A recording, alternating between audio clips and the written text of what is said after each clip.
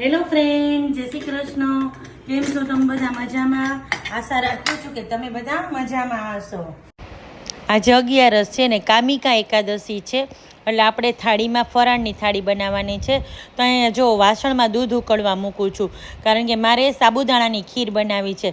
તો સૌ પહેલાં એમાં કેસર નાખી દીધું છે, સુગર પાવડર નાખી દીધો છે અને ઇલાયચી પાવડર નાખી દીધો છે. હવે દૂધમાં 5 થી 6 ઉફાણા આવે ને એવી રીતે ઉકાળવાનું છે અને 5 મિનિટ સ્લો ફ્લેમ ઉપર, એટલે સાબુદાણા સરસ ફૂલાઈ જશે અને ખીર પણ આપણી સરસ ઘટ થઈ જાય. હવે ગેસ ઉપર ખીર ઉકળે છે ત્યાં હું બનાવી લઉં છું ફરાળી ભેળ. તો જો આ બધું કટ કરી લીધું છે, ટમેટું, મરચું, કાકડી, બટેટું બાફેલું, 2 જાતની ચટણી અને મેં લઈ લીધો છે ચેવડો. હવે ચેવડામાં બધું નાખી દઉં છું. બટેટું બાફેલું નાખું છું, પછી આપણે કાકડી કટ કરી છે, દાડમના દાણા છે, સ્વાદ પ્રમાણે મીઠું, ટમેટું.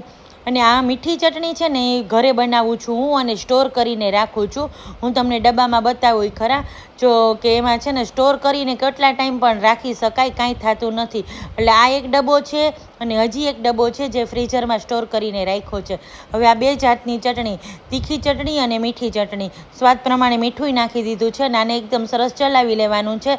ભેળમાં તો બીજું કાંઈ હોતું નથી, પણ આપણે કોઈ વાર એમ થાય કે 11ની ભેળ પણ બનાવીએ, તો આજે મેં ભેળ બનાવી છે.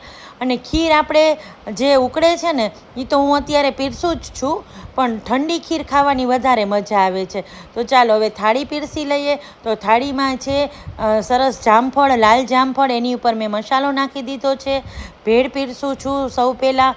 તો ભેળ જો લઈ લીધી છે, સાબુદાણાની ખીર લઈ લીધી છે, મસાલાવાળું સરસ જામફળ, કાકડી અને સાબુદાણાની વેફર લીધી છે અને આપણા બધાની પ્યારી છાશ તો ખરી જ. તો આજની ફરાળી થાળી તૈયાર છે અને તમે પણ બધા આવી જાઓ જમવા.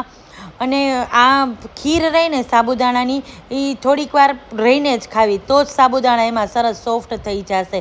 તો આજની ફરાળી થાળી તૈયાર છે.